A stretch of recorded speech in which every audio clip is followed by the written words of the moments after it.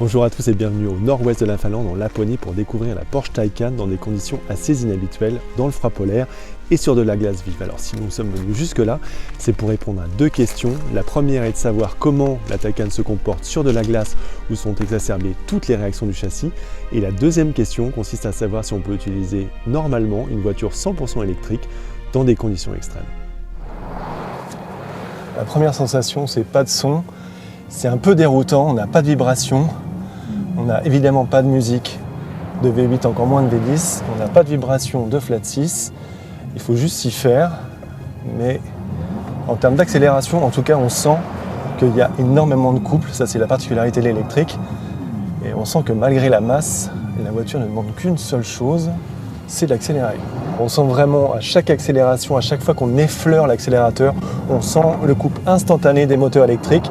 C'est un plaisir différent, mais c'est un plaisir quand même. Il n'y a pas de bruit, pas de vibration, et on ne peut pas dire que ça aide pour avoir une sensation de vitesse.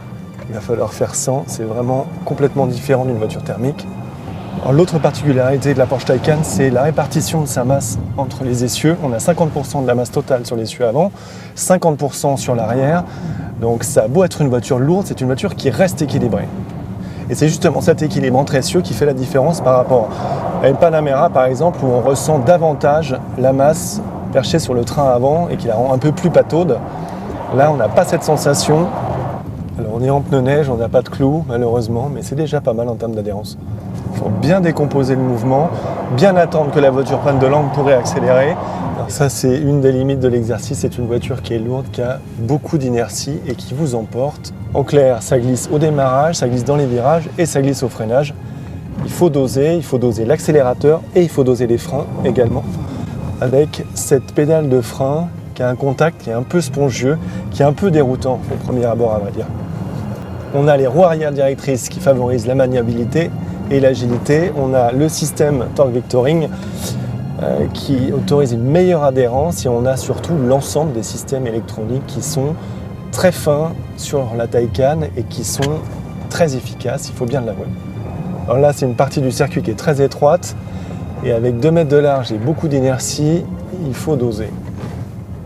D'abord prendre de l'angle et ensuite contre-braquer. Et après, tout se fait à l'accélérateur.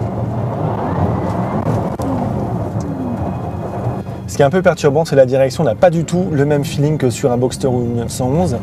Et c'est difficile de savoir où on place les roues. Le point positif, c'est qu'on sent qu'on a un centre de gravité très bas. La voiture est lourde, ça fait aucun doute, mais on sent qu'elle est bien posée au sol. Alors en termes de bruit, il n'y a pas de miracle, on n'a strictement aucune sensation moteur. Il y a effectivement cette touche sport, sport électrique, Electric Sport Sound, voilà comment elle s'appelle. Et ça ne change rien, on a un bruit qui est assez artificiel et qui ne donne aucune sensation. À l'intérieur, on est dans une vraie Porsche, on a une ergonomie, une position de conduite, une atmosphère, une ambiance qui est très typique des produits de chez Porsche. Au final, on a beau regretter les vibrations d'un flat 6 ou d'un V8, on s'aperçoit que la Taycan est une vraie Porsche et une vraie berline de sport avec une ambiance, un équilibre, une qualité de fabrication, une robustesse et des prestations de très haut niveau.